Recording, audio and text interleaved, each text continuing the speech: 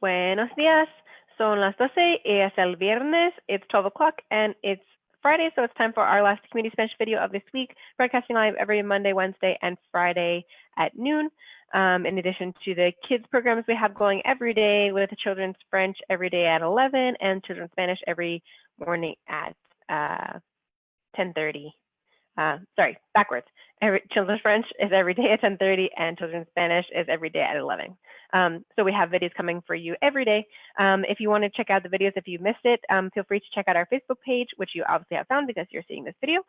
Or also you can take a look at our Facebook Live page on our website at rolalanguages.com, where we have all the videos posted and organized in nice little categories and with the topics so you can easily find what you're looking for.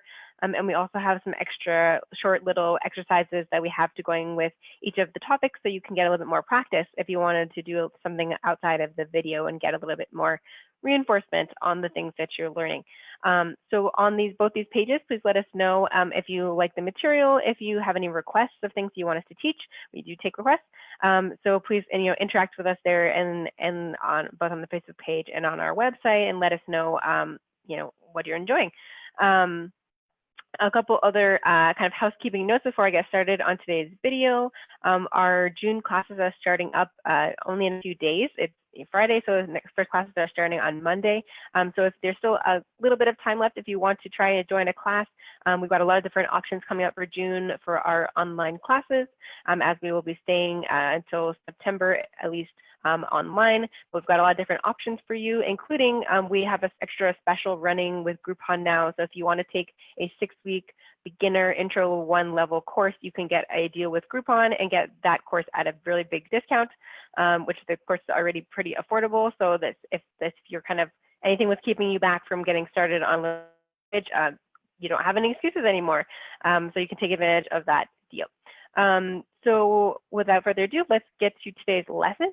And today's actually the first video in a series I'm going to make about different prepositions in Spanish.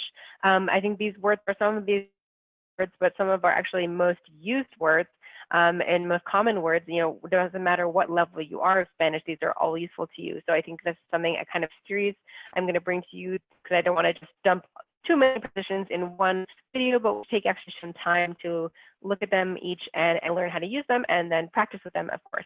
So I have my first set of words kind of starting on the very basic, and we're going to, of course, practice together, and then I'll post extra stuff on the website after, as I mentioned, so you can get even more practice, and then I'll continue next week with my series of preposition lessons.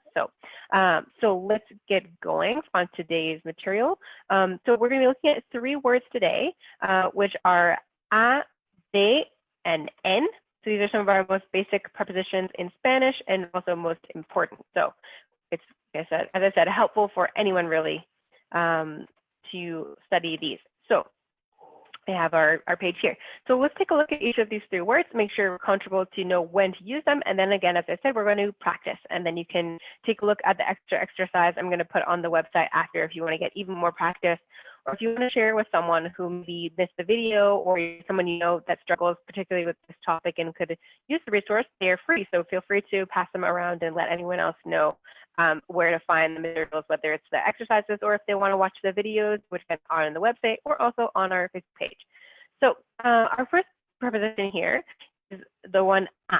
So we take a step back for a moment to say, what is a preposition? Because sometimes these grammar words are a little bit scary. So a preposition is a word, usually both in English and in Spanish, are these really short words. They tend to be like really small. And usually what they tell us is they tell us something about the location of something in place or time. That's usually the kind of the most common ones, categories that we find. And so we're going to be taking a look at these into some different sets to see how we can use these in our sentences.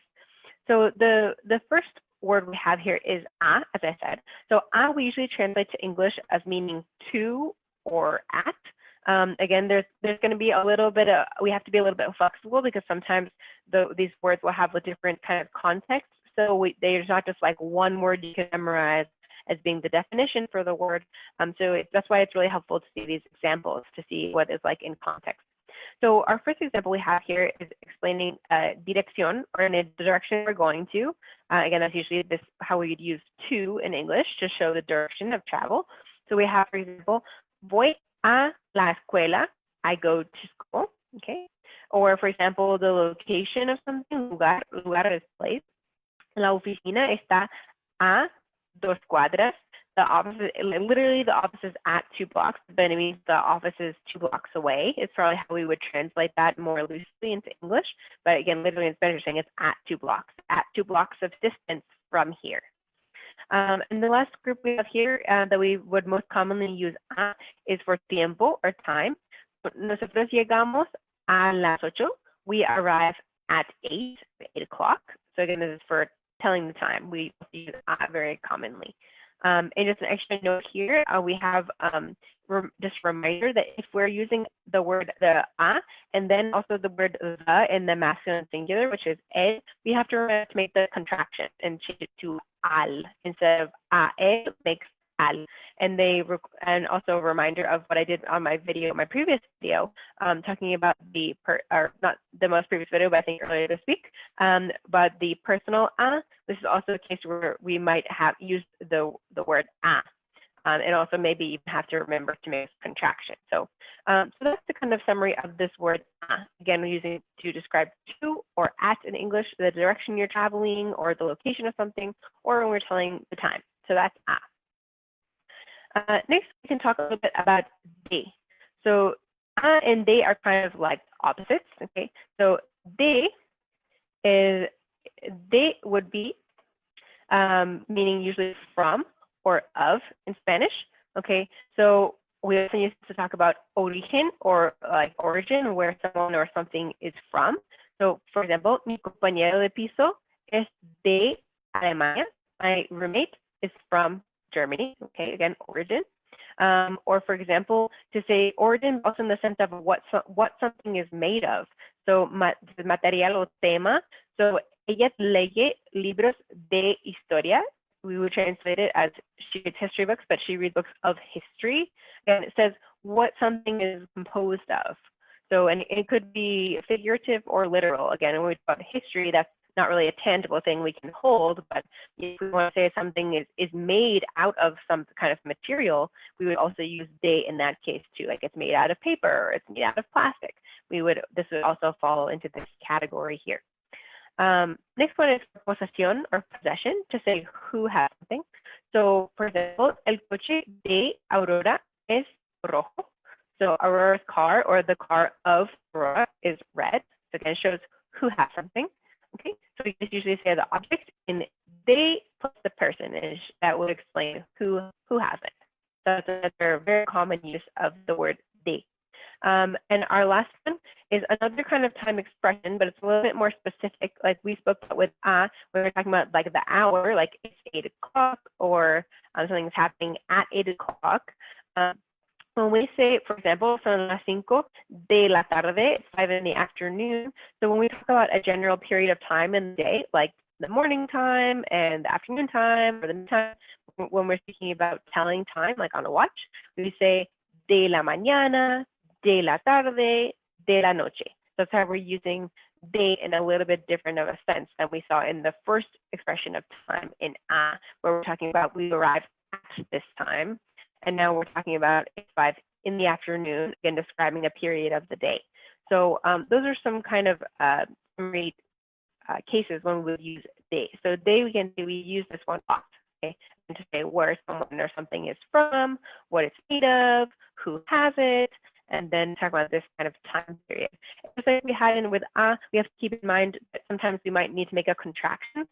So for example, if we have de and el, we have to remember to put that together like del. Okay, it's like how we saw in the first one, when we have a and el together, we have to make al. If you need a little refresher on that, please feel free to take a look at the contraction video that I made in the past. You can find that in our Facebook videos.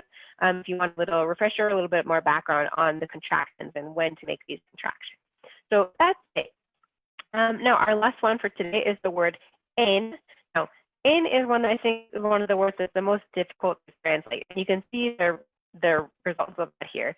You know, we have potentially it can mean in, can mean on, can mean at, can mean by. So this one is really what I think is most helpful for you to learn some examples, and that will help you to know when to use it rather than trying to remember it as like a word translation, because if it means 4 or 5 different words, then that kind of starts to lose the meaning. So, so this is where the examples I think will be the most clarifying.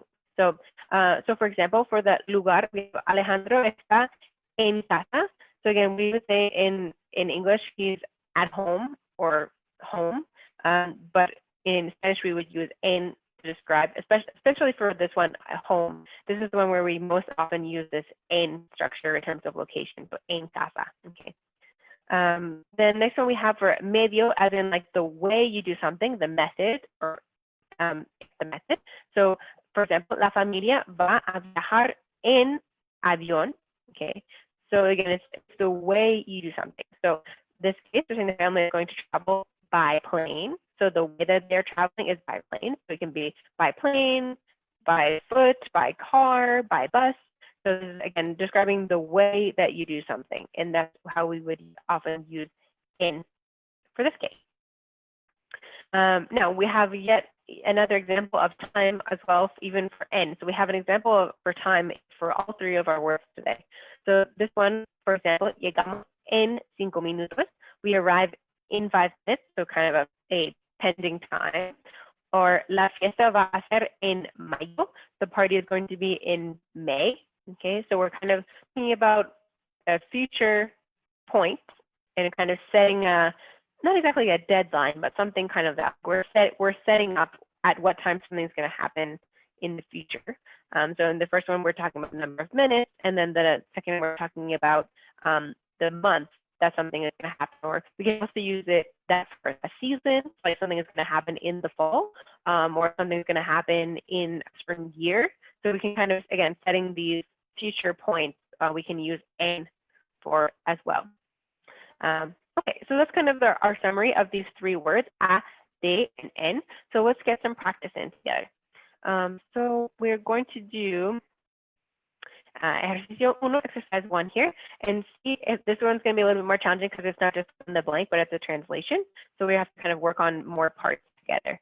So, so let's see. So feel free to write in the comments about your answers, and I'll try to be checking as I'm going through this, or just think out loud, think to yourself, or say it out loud, whatever you prefer. Okay, so número 1, so my mother's present. So again, this is a case of the possession, if we're talking about what's the reason why we have to use one of these prepositions. So we need a little bit of vocabulary for this one. So we need first the word present, okay, which in this case is regalo, okay, el regalo. And now if we're going to say it's the present of my mother, so el regalo de mi madre.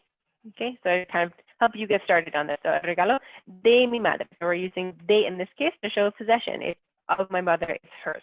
Okay, so let's try número 2. So a trip to California. So again, first we need a little bit of vocab. I say a trip. Okay, okay, a trip. So we have un viaje. Okay, and then to California. So un viaje. So which preposition will we choose? We need a, de, or en. Then to California. So a, okay. Un viaje a California, which is especially easy because California is already a Spanish word, so we really have to do very little work here. Un viaje a California.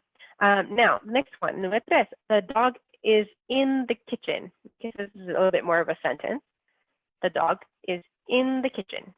So again, we need a little vocab here. We have el perro está, the dog is, and then in the kitchen. So we're going to use a, de, or en for in the kitchen.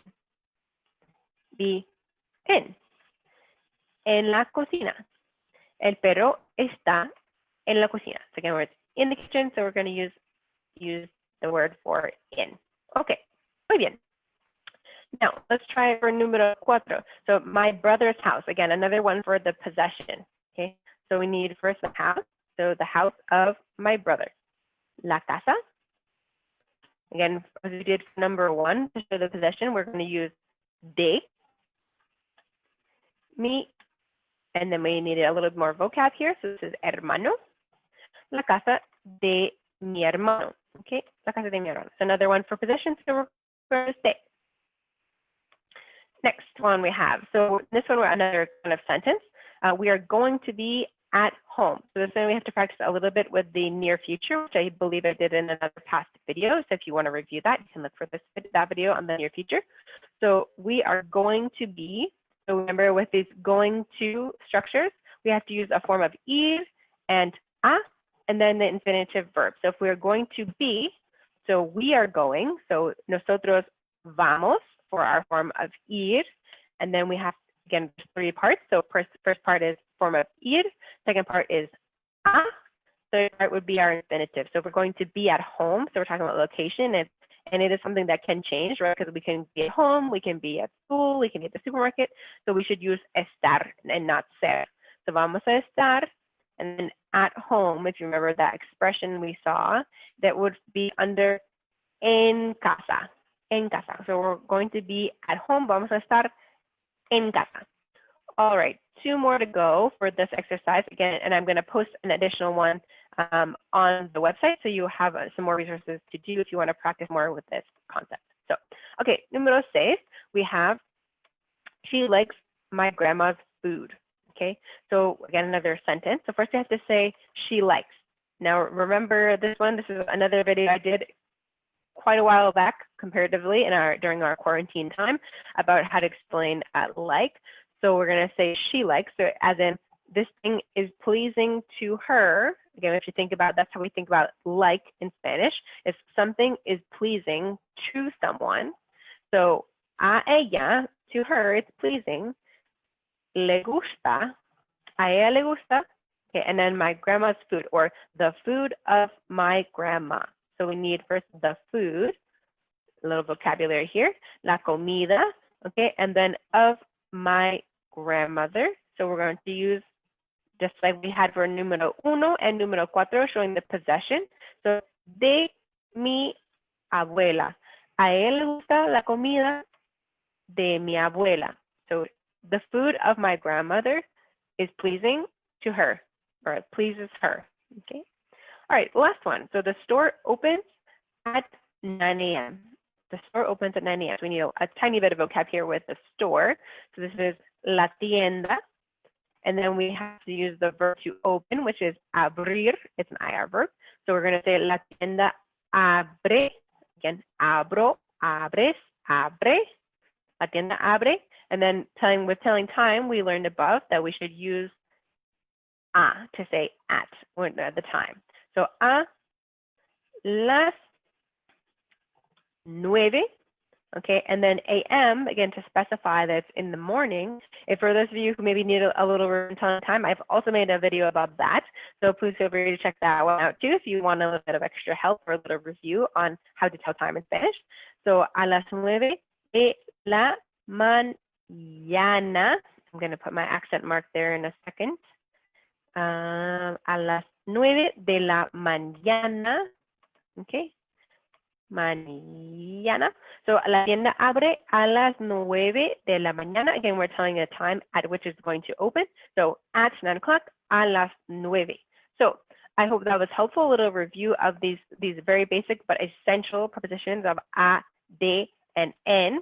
So I'm going to, as I said at the start of the video, next week I'll continue my series on prepositions. So I've got a lot of other words coming to you that are all basic but really super useful. Again, Spanish students of all levels need to use these words. So this review is helpful really for anyone. Please like, comment, and share in the video. Feel free to leave some feedback about if this is helpful to you or any other topics that you'd like to learn. I will be back then on Monday, el lunes a las 12. I'll be back Monday at 12 for the next Community Spanish. So I hope everyone has a great weekend. And again, last plug for if you would like to join a June class, the registrations are still open, but just barely so because the classes are starting next week. So if you would like a class or if you need help to find a class, please feel free to reach out to us and you can sign up in the kind of last minute if you can jump in and get started next week. So gracias, adiós y buen fin de semana.